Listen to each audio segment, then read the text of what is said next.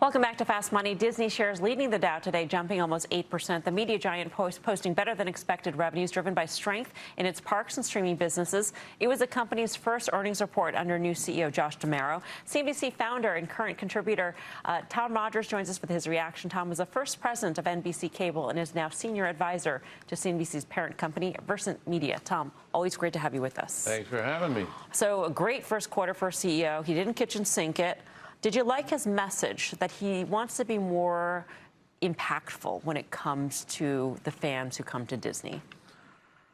You can't disagree with the message. Of course, they want the company to be more impactful. I think his idea of having Disney Plus serve as a broader portal of some kind to share the wealth of Disney across all the individual silos it has to bring people in to experience more of Disney than they may currently do. But that's a building process. They first got to get the putting together of Disney Plus and Hulu right to make sure that those two sites coming together as services really have the kind of personalized recommendation and user interface that it needs. They've had some success bringing ESPN into a bundle and lowering churn for all the Disney services, which was not very enviable when they were all man for themselves with each service. But I think they got to do better than that and really show how sports contributes to making a family bundle of Disney general entertainment, kids entertainment, sports, all in one in a cohesive way that really shows that it's a destination in the streaming world that you want to stay at. The problem with all that is they're still weak on engagement. It's great to combine sites and have a wealth of programming there, but they really have been pretty flat when it comes to viewership.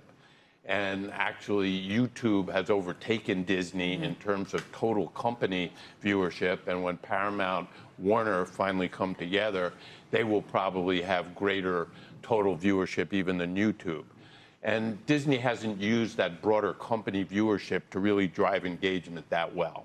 To do that, you need more general entertainment programming. The problem is they got two big mouths to feed. They got to feed the capital expense $60 billion of parks and cruises, and they got to feed this sports beast, which is almost half their total content spending, about to get even more when the NFL renegotiation goes through. And in there, general entertainment programming needed to drive engagement is going to get squeezed, and that's where AI comes in. Right. So yesterday on Squawk Box, you're saying that they really need to have a new franchise to sort of build off this flywheel. Do they need a lot of money to do that now? Or is it possible with AI that that spend on a new franchise is actually less than it had been in the past? Well, in there is another great balancing act. With all their entertainment programming, how much can they spend on broader entertainment that isn't really geared coming up with those new franchises? They mentioned Zootopia 2, how well it done, clear example of some, but they need more of those. They really haven't had great franchises. And I'm always amazed that Bluey, a acquisition, is by far the biggest show on Disney Plus, not being produced by Disney at all. I think what AI can do is provide general entertainment programming at a high quality level, at incredibly lower cost. We haven't seen it yet. It's going to be shown this year. It's imminent. It's going to happen, and the industry as a whole is going to have to grapple with it.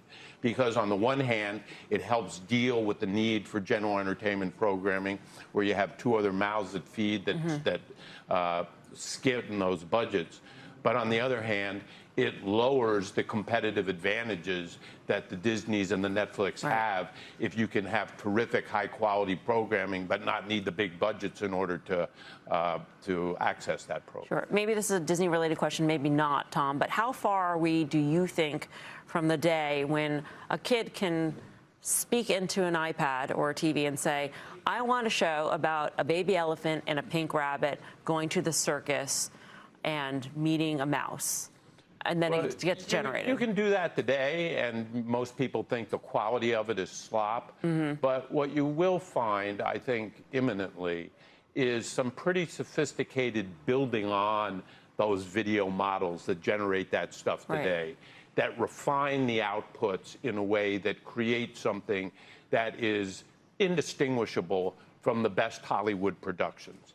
And that's beyond a single kid coming out of college, but that level of sophisticated AI use that's going to generate incredibly high quality at incredibly low cost is right around the corner. Wow. Tom, it's always great to speak with you. Thank you. Thanks for having me.